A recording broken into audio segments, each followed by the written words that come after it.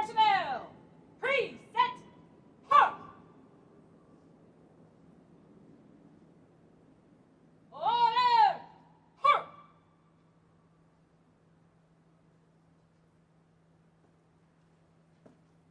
Half step, march.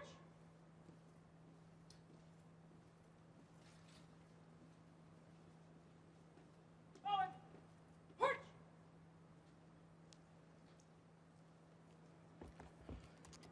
Thank you, everyone. You may be seated.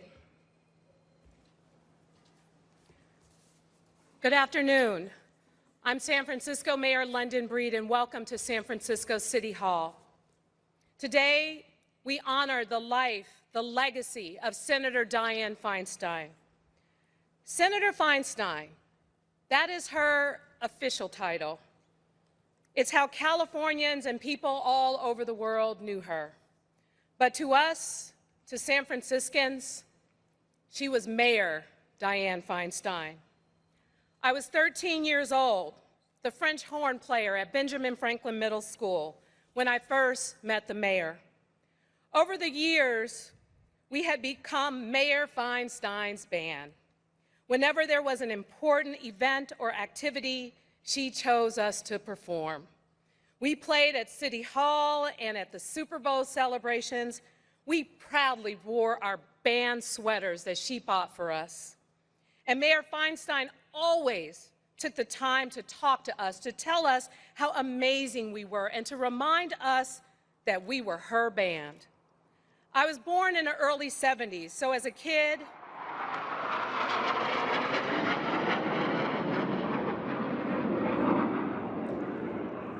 thank you, Mayor Feinstein, for bringing the Blue Angels to San Francisco in 1981.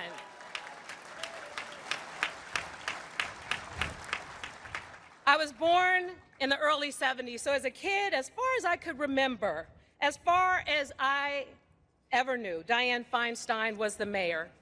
And for kids my age, we just always accepted that a woman could be in charge, that a woman could do whatever a man could do. We believed that. We considered it normal. My mother's generation didn't have that. My grandmother's generation certainly didn't. But millions of girls my age and long after me have grown blissfully free of the yokes our grandmothers wore because Dianne Feinstein wrestled them off, because she showed the way. She created a world where girls like me could be tough, where we could lead. When I became mayor, and even before that, when I was a member of the Board of Supervisors, Senator Feinstein was always there to offer guidance. A few years ago, when I was president of the Board of Supervisors, we had a large ceremony in the board chambers, and Senator Feinstein, as former mayor, joined me up on the dais. As each dignitary or past supervisor walked in, she whispered notes to me. That's Supervisor so-and-so. He lives in West Portal. Ask him about his gardening. When the pandemic hit, Senator Feinstein reached out to me before I could reach out to her. She talked to me about the hard decisions that needed to be made. She told me to focus on doing the right thing, to do what's necessary for the city. Senator Feinstein was always focused on the nuts and bolts, the things that San Francisco needed. I valued her advice, and I will miss her, of course. It was her words that meant the most when I became the second woman to be mayor of this city in the wake of tragedy. It was her advice on how to heal and lead that gave me strength. But I don't know if she recognized that none of the things that she told me as an adult were ever as important as what she showed us as children. Through times of tragedy and triumph, Dianne Feinstein showed us the meaning of San Francisco's motto: gold in peace, iron in war. She showed us a world where women lead, where we lift each other up so that girls like me could follow in her footsteps. She showed us strength and grace, courage and collaboration. And like the old saying goes, you only live once, but if you do it right, once is enough. Dianne Feinstein did it right. She was our mayor, our champion. She was the leader of our band. And I know I speak for all San Franciscans when I say she will truly be missed. Now I'd like to introduce Rabbi Singer and Cantor Barak.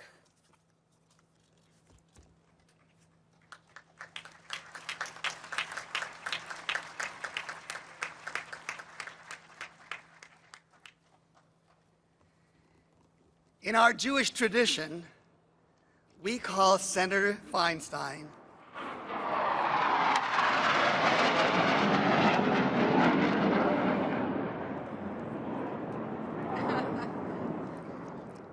That's an American amen right there. We call her in Hebrew an Eshet Hayil, a woman of valor. And as we mourn this loving mother, grandmother, friend, true woman of valor, let us be comforted by the words that we have in common, the words of the 23rd Psalm. For the psalmist writes and reminds us how this senator, this amazing leader, lived. She brought comfort to so many in this city as we faced some of our deepest challenges. She feared no evil as she courageously pursued justice as a leader in the Senate. And she gave us hope that we Americans can always be inspired by the values of democracy, even as we walk at times through the valley of the shadows. So may we be comforted as we now hear the cantor sing those words in the Hebrew. And then I'll invite you to join me together by heart, perhaps, in the English.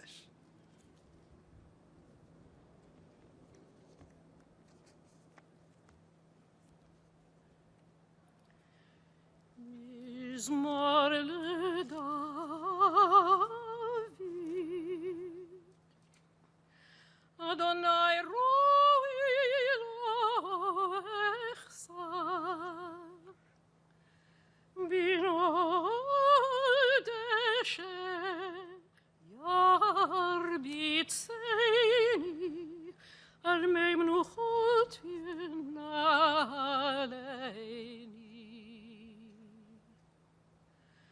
nafshi shovev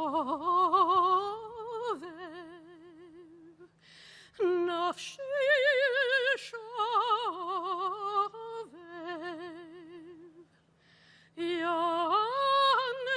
yanecheini v'madlei tzedek l'man shemo gam ki eilech begeit salmavet lo irara ki ata imadi shiftecha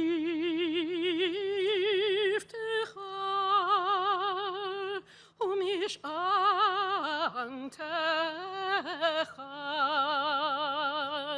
shiftecha umishantecha heima nachamuni tarach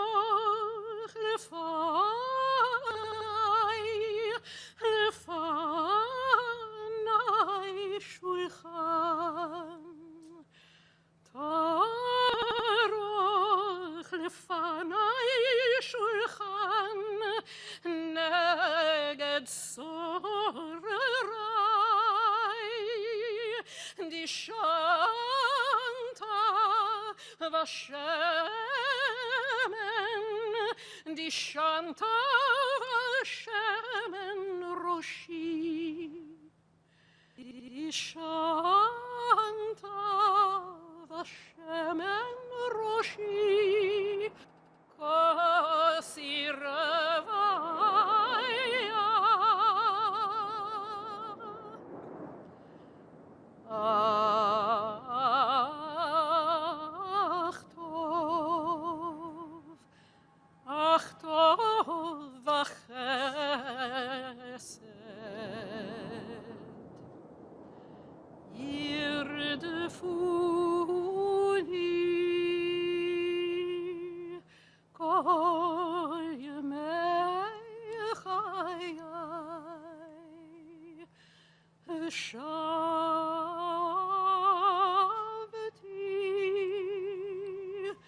ושבתי בבית אדוני,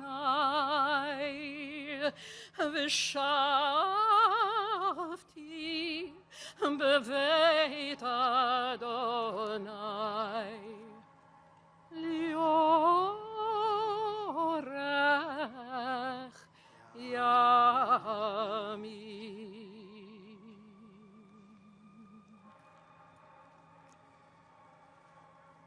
Join with me.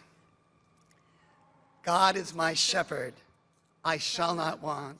God maketh me to lie down in green pastures. God leadeth me beside the still waters. God restoreth my soul. God guideth me in straight paths for thy name's sake. Yea, though I walk through the valley of the shadow of death, I will fear no evil, for thou art with me. Thy rod and thy staff, they comfort me. Thou preparest a table before me in the presence of mine enemies. Thou hast anointed my head with oil. My cup runneth over. Surely goodness and mercy shall follow me all the days of my life, and I shall dwell in the house of God forever. May her memory be for a blessing. Amen.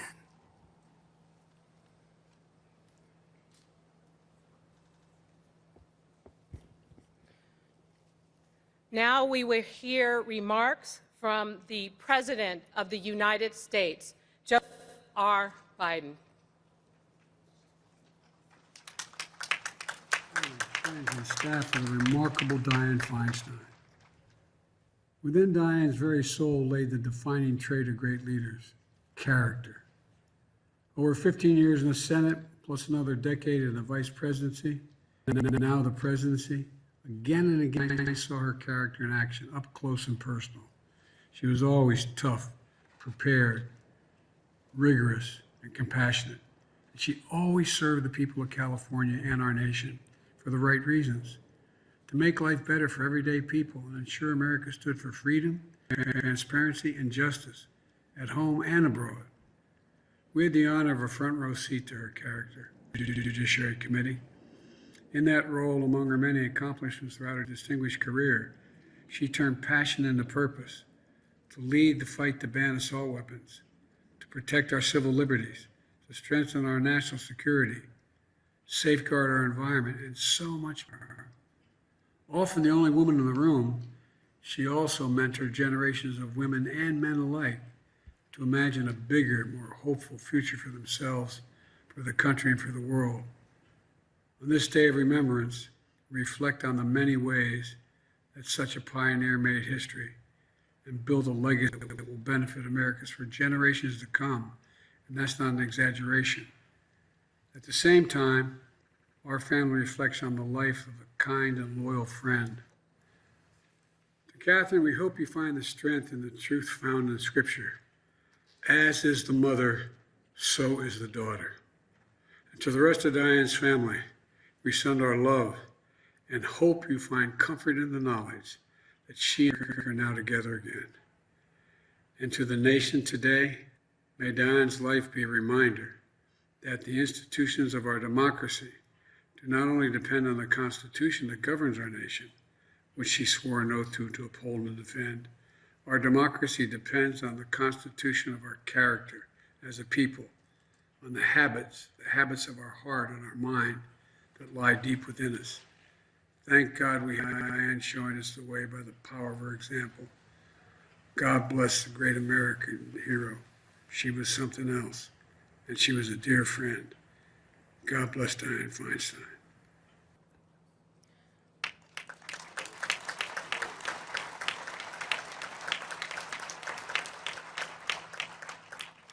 Now it is my honor to introduce the Vice President of the United States of America, Kamala D. Harris.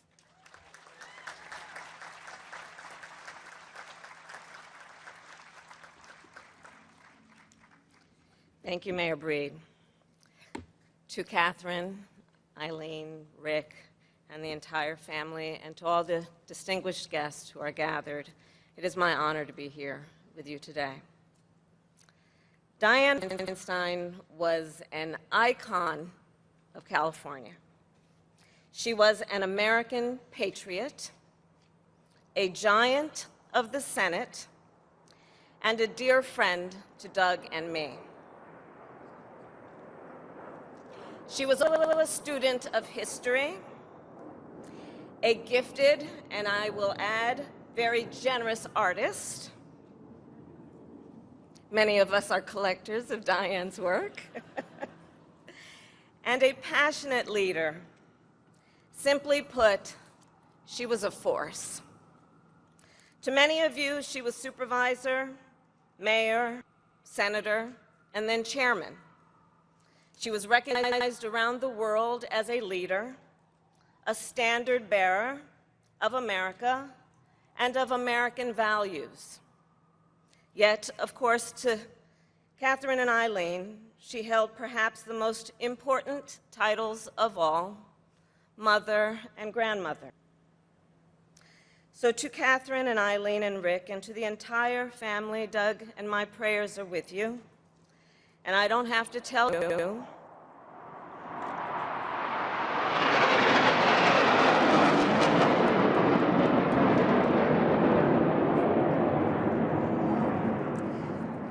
that it is not easy. It is not easy when a loved one lives a life of public service, especially a person as hardworking and selfless as Dianne Feinstein. So to you, the family, we thank you for all the sacrifices you have knowingly and unknowingly made over the years that allowed her to serve. And on behalf of the people of the United States, we are grateful to you. As a public servant, Dianne had the courage to take on the many tough fights, even when she was faced with fierce opposition and political peril, and especially when her work was in defense of the Constitution and the security of the American people. Dianne commanded respect, and she gave respect. She was a serious and gracious person who welcomed debate and discussion, but always required that it would be well-informed and studied. And I believe that this city, where she started, had a lot to do with that. To the uneducated here, I will let you in on a well-known secret. San Francisco politics is rough and tumble. Some even say a bare-knuckled sport. And this city requires its elected officials to engage on a daily basis in complex discussions with informed constituents who will raise the most interesting of local issues, no matter if you are walking through the Presidio or attending an event at Delancey Street. And this environment, I do believe, guided Dianne's style of leadership, even after she reached the heights of national and global power. Dianne diligently focused on the impacts to real people. Ideology, substance, not ship, results, not rhetoric. When I was sworn into the Senate in 2017, it was Dianne who welcomed me. She invited me to her Senate hideaway. There, with one hand, she presented me with a glass of California Chardonnay, and with the other hand, a binder full of her draft bills. And true to her mayoral roots, she was deeply immersed in the details of each bill and how each would play on the streets of our beloved state. Some of my fondest recent memories of Dianne are of our time together in a SCIF, a secure meeting room in the United States Senate. Every week, members of the Senate Intelligence Committee would walk into that wood-paneled room, no cameras, no public, no devices.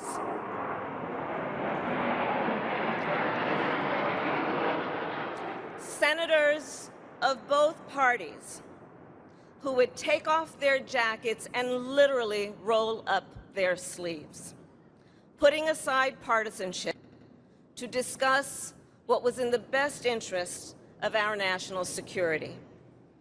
There, we would review classified materials and receive updates from the heads of the CIA, our intelligence community, and the United States military. And God forbid if one of them gave an evasive answer. Dianne, with her trademark grin, would pause, lift up her memo, glance knowingly at the others of us on the dais, and question the witness in a way this former prosecutor always admired. In that room, there was give and take, substantive debate, and problem solving. And that was quintessential Dianne at her best. So as I close, allow me to turn back the clock 30 years to today, November 3rd, 1992. I was a young prosecutor at the Alameda County District Attorney's Office. And on that evening, I left my home in Oakland, got in my Toyota Corolla, and drove across the Bay Bridge to the city. I pulled into the Fairmont Hotel, and I walked up to a huge and packed ballroom. There on stage stood Dianne and Barbara Boxer, hands raised in what the nation would name the Year of the Woman. We celebrated an historic feat. We were the first state to elect 2 female senators. And that night we celebrated Dianne, who the next day would take office as the first female senator ever for the great state of California. Fast forward to today, when I again traveled to the city to celebrate Dianne, this time from Washington, D.C., on Air Force Two. Dianne, the women of America have come a long way. Our country has come a long way. And you helped move the ball forward, and our nation salutes you, Dianne.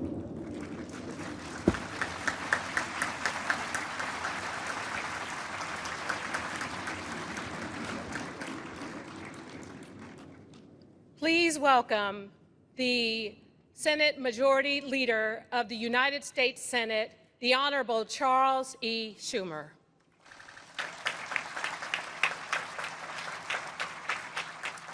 Thank you, Mayor and Vice President Harris, Speaker Emerita Pelosi, Mayor Breed, Rabbi Singer, Cantor Barak, Catherine, and all of Dianne's family, my many dear colleagues who have come here, and friends. Now, there's a story of Dianne I always thought was quintessentially her. Some of us might remember that years ago, Senator Feinstein injured her ankle while on a morning walk in Lake Tahoe. Now, most people might go see a doctor, clear the schedule, focus on recovering. But Dianne, forget it. It was the week of the Lake Tahoe Summit, a signature event of hers, one she inaugurated back in 1997 with Harry Reid, convening leaders from California and Nevada, the public sector, the private sector, all for a cause near and dear to her heart, preserving Lake Tahoe for future generations. Years later, she looked back on that morning and remembered hearing a bone pop, but chose to finish her day before even thinking about treatment, Turns out it was a pretty significant fracture. Asked how she got through the day, she only offered 3 words. I just did. Now, there are many adjectives that rightly describe Dianne Feinstein. Strong, unflappable, winning, fierce, practical, earnest. But one quality above all stands out in my mind and will forever set Dianne apart. Integrity. Integrity. Dianne Feinstein was a leader of uncommon integrity. She had an internal gyroscope that propelled her, motivated her, never let her stray from a cause she knew was right.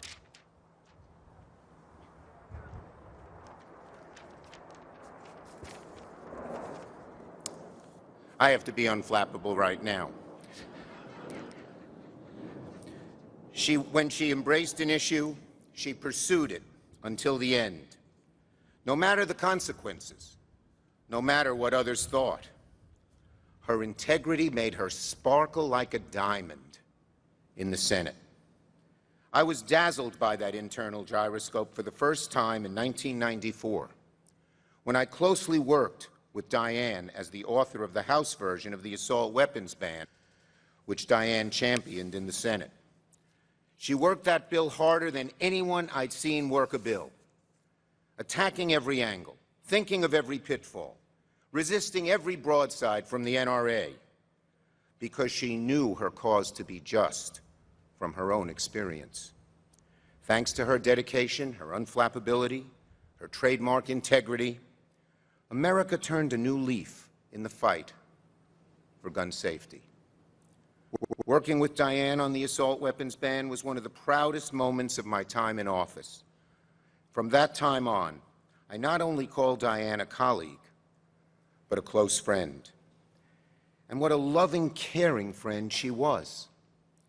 When my daughter first moved to San Francisco out of college that September, I got a call from Dianne.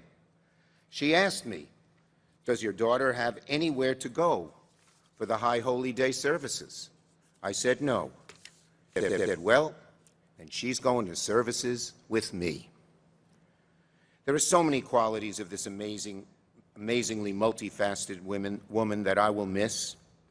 I will miss her ability to win over doubters and detractors, and there were many, not by putting them down, but with her elegance, her poise, and her piercing wit. I will miss her sheer dedication and thoroughness. She was better prepared and better informed than just about anyone else. I can't tell you how many times Dianne would consider a topic and say, "Let me go home and read first." And she'd always come back with 40 or 50 or 60 questions the next day. I will miss Dianne's talent as one of the Senate's great deal makers. If there was the smallest bit of common ground, she'd pursue it, if it meant moving an issue forward. Even while being so far ahead of her time on gun safety, marriage equality, women's rights, the environment, and so many other issues, she was never afraid of working with those she disagreed with whenever the opportunity arose.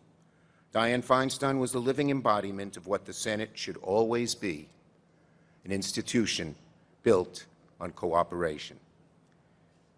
Finally, I'll always be indebted to Dianne, not just as a colleague, but as a father of 2 daughters.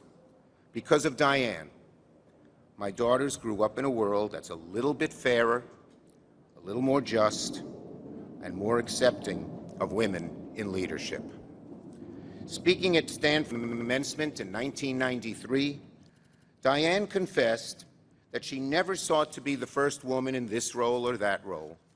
What mattered most, she said, was to live life to the fullest and advise the graduates to, quote, "be able to accept challenge, take some risk, but always protect your integrity."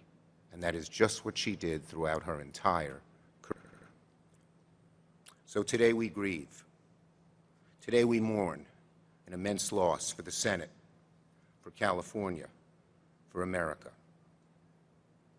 But we also give thanks Thanks that someone so rarefied, so dedicated, and with a sparkling diamond-like presence served our country so well for so many wonderful years.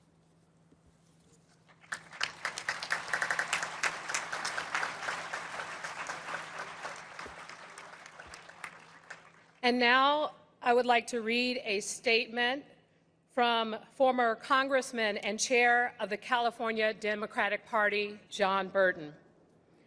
Our country, California, and my hometown of San Francisco, has lost a great public servant. But more important to me is that I lost a friend of more than 50 years. She was a force to be reckoned with when it really mattered most, and she showed up for you when the chips were down.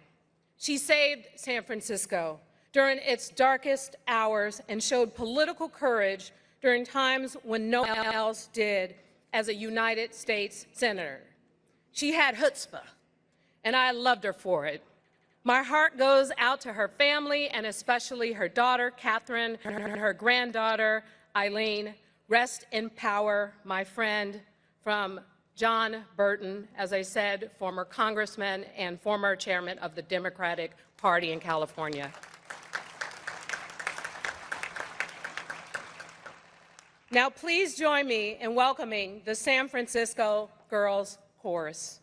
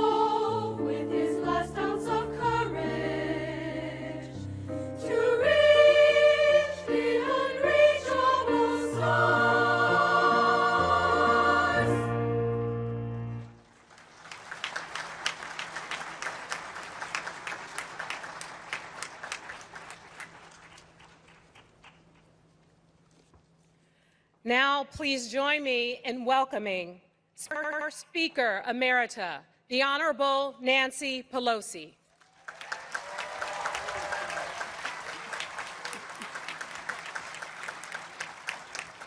Good afternoon, everyone. Dianne, all your life you have challenged everyone to do our best. Now, as we honor your leadership to celebrate your life and express our sorrow in your passing, living up to your standard is quite a challenge. However, we started with the President of the United States having his plane carry you home. He loved you so much, he said, "My only wish is that I could have been on the plane taking her home."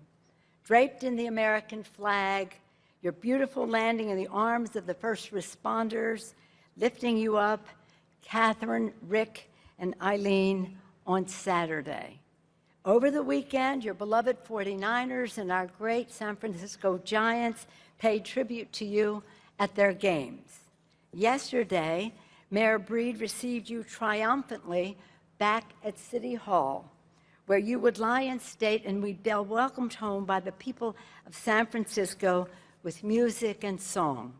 Thousands of people came to pay their respects and lined the blocks all day long and into the night so that the family had to extend the time for people to pay their respects. And this week, it was announced that the Blue Angels, the Fleet Week would be dedicated to you. Fleet Week would be down to, and now listen to this. The Blue Angels will pilot a missing woman formation honoring Dianne Feinstein. She flew with them. Can you imagine?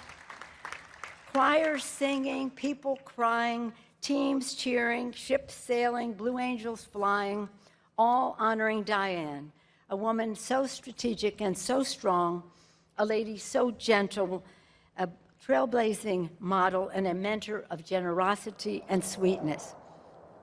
Here they come again. While they're coming, let's recognize the members of Congress who are here, the House and the Senate. Please stand so that we can recognize you all. So many.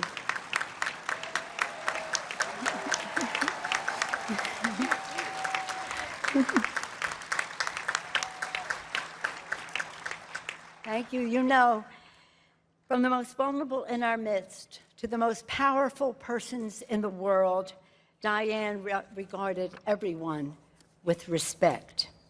Thank you, Thank you, Catherine, Rick, and Eileen for sharing Dianne with us. We all smile when thinking of Dianne going to her first civic engagement with Catherine in a stroller. And then, years later, it's what Dianne wants. That's what we get. And years later, with Eileen, whom Dianne called Noodle, in her arms. Catherine in the stroller, Noodle in her arms. Blue Angels in the sky. Dianne drew strength from you, Catherine, Noodle, and Rick, and we all drew strength from her. I hope it is a comfort to you that so many people mourn your loss and are praying for you at this sad time. Dianne, they asked me to talk personally about Dianne, we being neighbors as well as political, shall we say, in the same arena. Dianne loved cultivating people and flowers. She cultivated relationships, bringing people together, officially, personally, and romantically. You know that Dianne was a matchmaker. Now, some of you know that. You are here, Jerry Brown and Ann, Charlotte Schultz and George. You know, the list goes on and on. Last week, my daughter Nancy was toasting Dianne, and she said, "Thank you, Dianne, for allowing us to be present in your happy place." Dianne considered it a happy place where she challenged us all. This was at the beginning of last week. Little did we know what the week would hold. Dianne cultivated people. She was loyal to hundreds of commissioners, appointees, and staff, many of whom are here today. Let's hear it from you, all of you. I have a T-shirt that I want to show you, and it says, and many of you have worn this, I survived Dianne's staff meetings. And Dianne cultivated flowers. She loved flowers, to grow them, to show them, to paint them, and share them on drawings and on mugs. Anybody here have a mug, a Dianne mug? And neighbors, Paul and I always knew, because we could see from our window, that Dianne had the most fabulous hydrangeas. As neighbors and friends, Dianne and I took pride in working together for California and for our values. I'll always remember this one time in 2015 in the United States Capitol. Dianne and I expressed our concern to President Xi about the Chinese government's abuses of the Tibetans and disrespect for His Holiness the Dalai Lama. When Dianne spoke, people listened. People have asked me, what is the best advice I ever received from Dianne? Well, there's many, we all have gotten great advice from Dianne, but the most constant advice I ever got from her, again and again, was, Nancy, you don't always have to be the one going out on the attack. Let some other people do that from time to time. Why don't you do that? I don't know.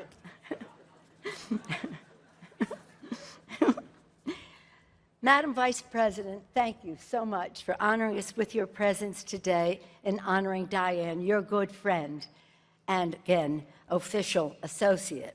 It's an honor that you are here. Leader Schumer, you have spoken so beautifully about Dianne, our senator's accomplishments. Thank you. Thank you for your beautiful remarks the morning of her passing and all that you have done since then to honor her memory. And she has a lasting legacy. From the cable cars, the breast cancer stamp, to the assault weapons ban, to Team Tahoe. Any Team Tahoes here? Team Tahoe. The list goes on and on. From the U.S. Capitol back to San Francisco, where Dianne Feinstein is our forever mayor. Forever mayor. Dianne was such a commanding mayor for 10 powerful years that when her term was up and some other people started to run for mayor, including some men, school children were saying, can a man be mayor of San Francisco? I guess.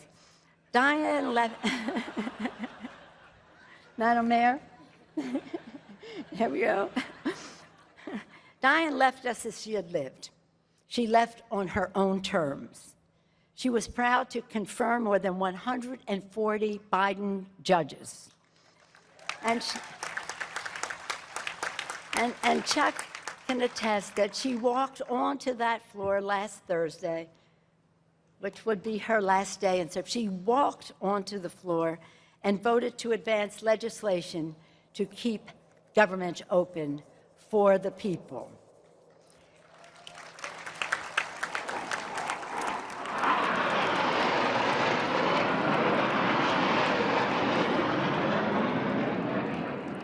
This is just the beginning. All weekend, it's Fleet Week dedicated to Dianne. Flyovers all weekend. She would like it like that. The president began his beautiful tribute earlier in the program with a poem by Emerson. I will end with a song suggested by Nancy Corinne, my daughter who loved Dianne so much, American Anthem. Doesn't this sound like Dianne? Let them say of me, I believed in sharing the blessings I received. Let me know in my heart when my days are through, America, America, I did my best for you. Dianne Feinstein. Dianne, we know you did your best for America. May you rest in peace. Thank you.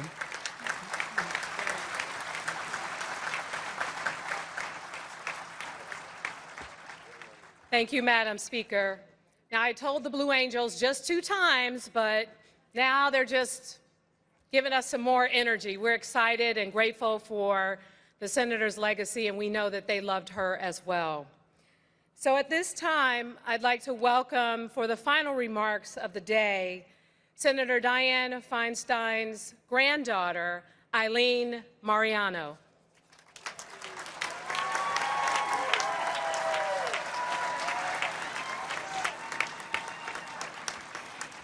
Thank you, Mayor Breed, and thank you to everyone in the audience for making the journey out here today and for braving the heat. It is an honor to my grandmother. My grandmother will be remembered by those in San Francisco, California, and the United States for so many reasons, a number of which have already been mentioned today. For San Franciscans, Senator Feinstein guided the city through tragedy, saved our beloved cable cars, created the iconic Pier 39, and fought for the LGBTQ community during the height of the HIV/AIDS epidemic.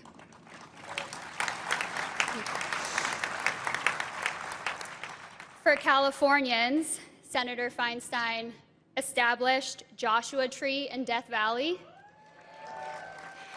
preserved beautiful Lake Tahoe, modernized California's water system, and protected California's deserts. For those across the country, Senator Feinstein will be remembered for banning assault weapons, creating life-saving Amber Alerts, and rooting out and banning torture. She will also be remembered across the country for shattering the glass ceiling. She showed young women everywhere that they too can be leaders, that they can make an impact, and that they deserve a seat at the table. But to me, she will be remembered as the most incredible grandmother. Minutes after I was born, at the hospital, she exclaimed to my mom and dad, "Oh wow, she looks just like me. You should change her name to Dianne." From then on, she and I were extremely close. We had an effortless connection. When I was a toddler, we could amuse ourselves for hours playing hide and seek. I would laugh and laugh and laugh when she would find me hiding. I would spend nights at my grandmother's house whenever she was home in San Francisco. She taught me to play chess, although she hated losing. We would pick flowers from her garden and draw them together, although only her drawings were worth making into prints. She would give me haircuts at home in the kitchen, much to my parents' dismay because my hair always turned out crooked. And she loved teaching me about San Francisco's history, why there are bricks instead of asphalt on some of our city's steepest hills, what Sutro baths used to look like before the fire, and the best places in the city to view the bay. At the end of the day, we would curl up close on the couch and watch a movie or our favorite TV show. And when it was time to go to sleep, she would say goodnight, and she would always sing me the song, "You Are My Sunshine." My grandmother was my biggest cheerleader. She was an unwavering support system. She never failed to tell me how proud she was of me. I could bring to her any worry or fear, and she always had a good solution. She was a constant and unyielding source of love. As I got older, she started sharing more of her infinite wisdom. She taught me lessons that I will carry with me forever. Work to your long suit, she would say. Do something that you can do for your entire life, something that energizes you, something that inspires you, and something that makes the world a better place for the people who live in it. Boy, did my grandmother do that. Earn your spurs, she said. You have to work hard, put in the hours, and work your way up. My grandmother did that too. It doesn't matter how many times you lose. You pick yourself up, you dust yourself off, and you keep going, no matter what.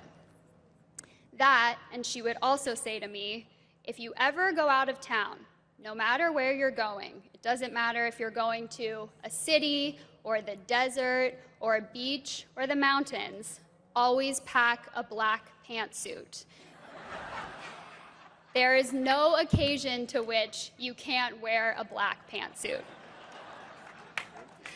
So, to my grandmother, I promise to always work to my long suit, to earn my spurs, to keep going no matter what, and to never forget my black pantsuit. Your family loves you. We are so proud of you. We miss you, and you will always, always be my sunshine.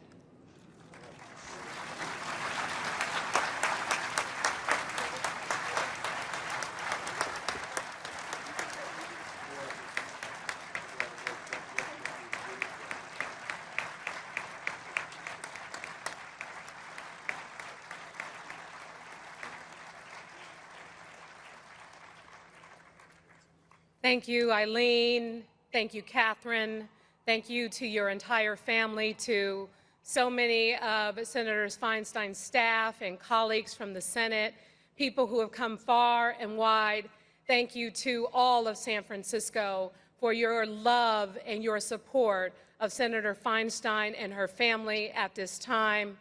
Her legacy will continue to live on in everything we do to continue to lead this city and to lead this country. This has been an extraordinary service, and we appreciate especially our Vice President for being here to represent our country, to demonstrate the importance of what Senator Feinstein means, not just to San Francisco and the state of California, but the entire country. It is so meaningful to be here with each and every one of you, so many elected leaders and legends and people who helped lead this city for many, many generations. You are all in our hearts and our prayers as we continue to mourn Senator Feinstein, but she will always, always be remembered in so many corners of this city, in so many corners of this state, and in corners of this country. And at this time, we'd like to welcome back the Girls Chorus for a final song in honor of our great Senator, Dianne Feinstein. Thank you.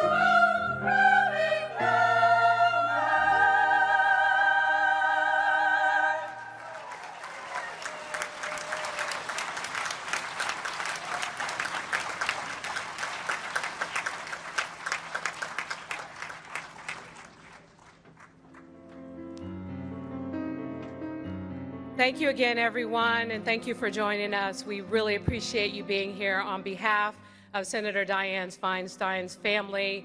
We want to thank you all for joining us here today.